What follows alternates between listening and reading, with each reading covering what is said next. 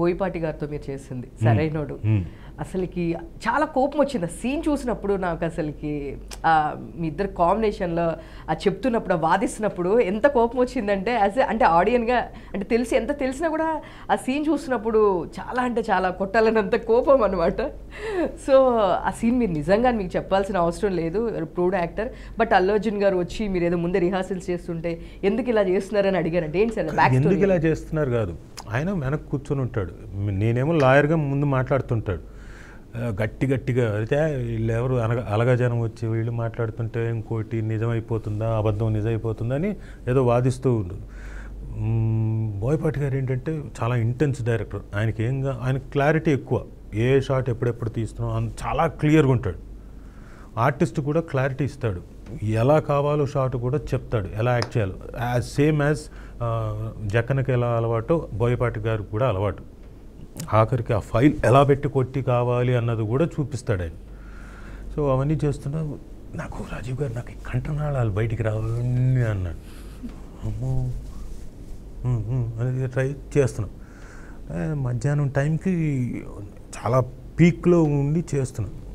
ఆ టైంకి ఆయన వచ్చున్నాడు, వెనక చూస్తున్నాడు. పొద్దున్న నుంచి నేను కలవలేదు, ఊరికే విష్ చేసుకున్నాను తప్ప వెళ్ళి మాట్లాడడం ఏం జరగలేదు. చూశాడు ఇలా రండి అన్నాడు. చెప్పండి అనుకుంటే వెళ్ళా. చెప్పండి సార్, తెర మీద ఒక 10 మంది ఆర్టిస్టులు ఉంటే నాకు మీరు పర్ఫామ్ చేస్తుంటే మిమ్మల్నే చూడాలనిపిస్తుంది. అలాంటి ఆర్టిస్టు మీరు ఎందుకని మీరు ఎక్కువగా కనపట్లేదు ఎందుకంటే ఏమో సార్ అలా ఏం లేదు, నేను ఏదో వచ్చింది చేస్తా అంటే మీరు ఎవరిని అడగరా అన్న. లేదు సార్ నేను అడగను సార్ ఎవరిని. అదేంటి సార్ అడగాలి సార్, అడగకపోతే ఎలాగా, మేము మా పద్ధతిలో ఇంకోలాగా అడుగుతుంటాం, మేము హీరోలం అయ్యుండి కూడా మేము స్టార్లు అయ్యుండి కూడా మీరు మీ పద్ధతిలో అడగండి, అందులో తప్పే ఉంది అన్నాడు. అదే చెప్తున్నా, ఇప్పుడు మా అబ్బాయికి ఇచ్చిన సజెషన్ అదే, నేను చేసిన తప్పు చేయకరా. అండ్ ఇప్పుడు అల్లు అర్జున్ గారికి ఈ సందర్భంగా చెప్తున్నా, సార్ మీరు ఇచ్చిన సజెషన్ లేట్గా అయినా ఇప్పుడు పాటిస్తాను, చూద్దాం ఏమవుతుందో.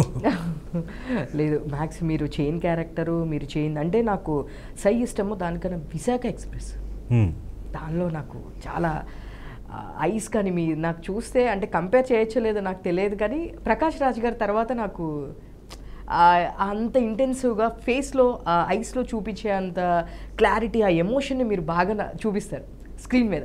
అంటే ప్రతిది అంటే చాలామంది డైలాగ్ చెప్పడం అనేది కామను, బట్ ఎక్స్ప్రెషన్ త్రూ ఒక ఐస్ ఎక్స్ప్రెషన్ త్రూ ఒక సీన్ని పండించడం అనేది చాలా రేర్గా ఉంటారు.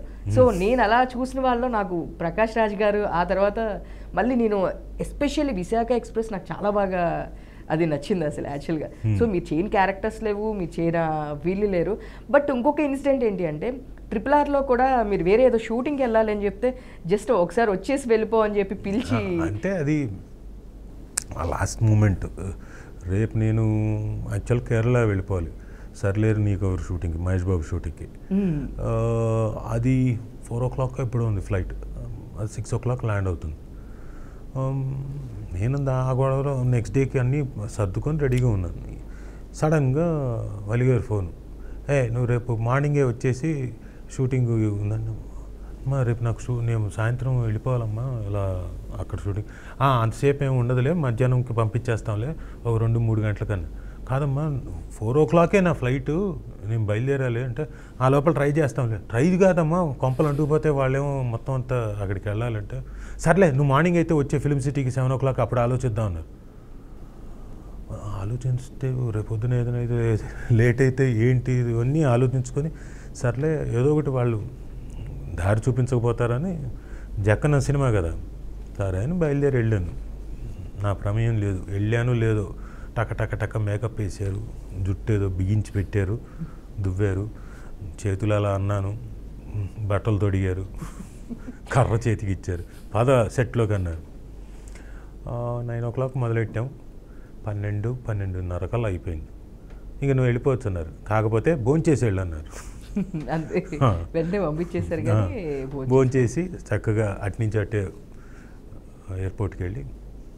సో మీ లవ్ స్టోరీ అందరికీ తెలుసు, కానీ నేను ఒక్కటి అంటే మీరు నెక్స్ట్ డే చేజ్లు ప్లాన్లు ఇవన్నీ ఏదో ప్లాన్ చేసుకొని ఒక సినిమాలో లవ్ స్టోరీ లాగా ప్లాన్ చేసుకుంటే సుమా గారు ఈజీగా వచ్చి ఒప్పుకున్నారని చెప్పారండి. ఏంటి సార్ బ్యాక్ స్టోరీ ఏంటి సార్? అంటే ఈజీగా వచ్చేం ఒప్పుకోలేదు, ఫోన్లో ఇంకా రేపు మార్నింగు యాక్చువల్గా వాళ్ళ ఇంట్లో వాళ్ళు ఒప్పుకోరు, ఇంకా లాస్ట్ అల్టిమేటం ఇచ్చేసాం.